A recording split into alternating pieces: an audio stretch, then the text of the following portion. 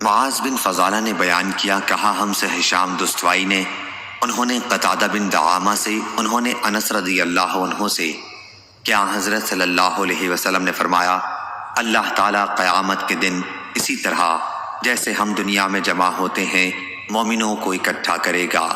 وہ گرمی وغیرہ سے پریشان ہو کر کہیں گے، کاش ہم کسی کی سفارش اپنے مالک کے پاس لے جاتے تاکہ ہمیں اپنی اس حالت سے آرام ملتا۔ چنانچہ سب مل کر آدم علیہ السلام کے پاس آئیں گے، ان سے کہیں گے، آدم علیہ السلام آپ لوگوں کا حال نہیں دیکھتے، کس بلا میں گرفتار ہیں؟ آپ کو اللہ تعالیٰ نے خاص اپنے ہاتھ سے بنایا اور فرشتوں سے آپ کو سجدہ کرایا اور ہر چیز کے نام آپ کو بتائے، ہر لغت میں بولنا بات کرنا سکھلایا،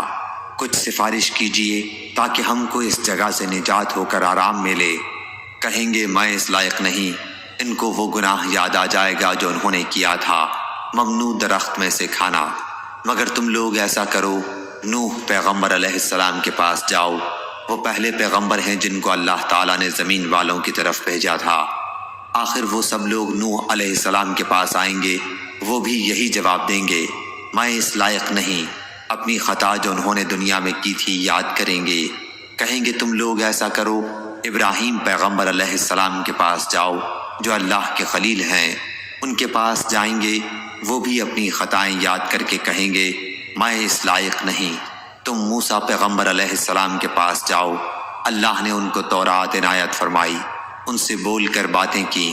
یہ لوگ موسیٰ علیہ السلام کے پاس آئیں گے، وہ بھی یہی کہیں گے، میں اس لائق نہیں، اپنی خطا جو انہوں نے دنیا میں کی تھی یاد کریں گے۔ مگر تم ایسا کرو، عیسیٰ پیغمبر علیہ السلام کے پاس جاؤ، وہ اللہ کے بندے، اس کے رسول، اس کے خاص کلمہ اور روح ہے۔ یہ لوگ عیسیٰ علیہ السلام کے پاس آئیں گے، وہ کہیں گے میں اس لائق نہیں، تم ایسا کرو، محمد صلی اللہ علیہ وسلم کے پاس جاؤ، وہ اللہ کے ایسے بندے ہیں جن کی اگلی پچھلی خطائیں سب بخش دی گئی ہیں۔ آخر یہ سب لوگ جمع ہو کر میرے پاس آئیں گے، میں چلوں گا اور اپنے پروردگار کی بارگاہ میں حاضر ہونے کی اجازت مانگوں گا۔ مجھ کو اجازت ملے گی، میں اپنے پروردگار کو دیکھتے ہی سجدے میں گر پڑوں گا، اور جب تک اس کو منظور ہے وہ مجھ کو سجدے ہی میں پڑا رہنے دے گا۔ اس کے بعد حکم ہوگا، محمد صلی اللہ علیہ وسلم اپنا سر اٹھاؤ اور عرض کرو، تمہاری عرض سنی جائے گی، تمہاری درخواست منظور ہوگی، تمہاری سفارش مقبول ہوگی۔ اس وقت میں اپنے مالک کی ایسی ایسی تعریفیں کروں گا جو وہ مجھ کو سکھا چکا ہے یا سکھلائے گا۔ پھر لوگوں کی سفارش شروع کر دوں گا، سفارش کی ایک حد مقرر کر دی جائے گی، میں ان کو بہشت میں لے جاؤں گا، پھر لوٹ کر اپنے پروردگار کے پاس حاضر ہوں گا اور اس کو دیکھتے ہی سجدے میں گر پڑوں گا، جب تک پروردگار چاہے گا مجھ کو سجدے میں پڑا رہنے دے گا۔ اس کے بعد ارشاد ہوگا، محمد صلی اللہ علیہ وسلم اپنا سر اٹھاؤ، جو تم کہو گے سنا جائے گا اور سفارش کرو گے تو قبول ہوگی۔ پھر میں اپنے پروردگار کی ایسی تعریفیں کروں گا جو اللہ نے مجھ کو سکھلائیں یا سکھلائے گا۔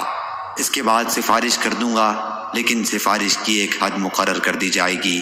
میں ان کو بہشت میں لے جاؤں گا، پھر لوٹ کر اپنے پروردگار کے پاس حاضر ہوں گا، اس کو دیکھتے ہی سجدے میں گر پڑوں گا، جب تک پروردگار چاہے گا مجھ کو سجدے میں پڑا رہنے دے گا۔ اس کے بعد ارشاد ہوگا، محمد صلی اللہ علیہ وسلم اپنا سر اٹھاؤ، جو تم کہو گے سنا جائے گا اور سفارش کرو گے تو قبول ہوگی۔ پھر میں اپنے پروردگار کی ایسی تعریف کروں گا جو اللہ نے مجھ کو سکھائیں یا سکھلائے گا۔ اس کے بعد سفارش شروع کر دوں گا، لیکن سفارش کی ایک حد مقرر کر دی جائے گی، میں ان کو بہشت میں لے جاؤں گا، پھر لوٹ کر اپنے پروردگار کے پاس حاضر ہوں گا، عرض کروں گا، یا پاک پروردگار، اب تو دوزخ میں ایسے ہی لوگ رہ گئے ہیں جو قرآن کے بموجب دوزخ ہی میں ہمیشہ رہنے کے لائق ہے، یعنی کافر اور مشرک۔ انس رضی اللہ عنہ نے کہا، حضرت صلی اللہ علیہ وسلم نے فرمایا، دوزخ سے وہ لوگ بھی نکال لیے جائیں گے جنہوں نے دنیا میں لا الہ الا اللہ کہا ہوگا اور ان کے دل میں ایک جو برابر ایمان ہوگا، پھر وہ لوگ بھی نکال لیے جائیں گے جنہوں نے لا الہ الا اللہ کہا ہوگا اور ان کے دل میں گیہوں برابر ایمان ہوگا، گیہوں جو سے چھوٹا ہے۔ پھر وہ بھی نکال لیے جائیں گے جنہوں نے لا الہ الا اللہ کہا ہوگا اور ان کے دل میں چیونٹی برابر یا بھنگے برابر ایمان ہوگا۔ صحیح بخاری حدیث نمبر 7410۔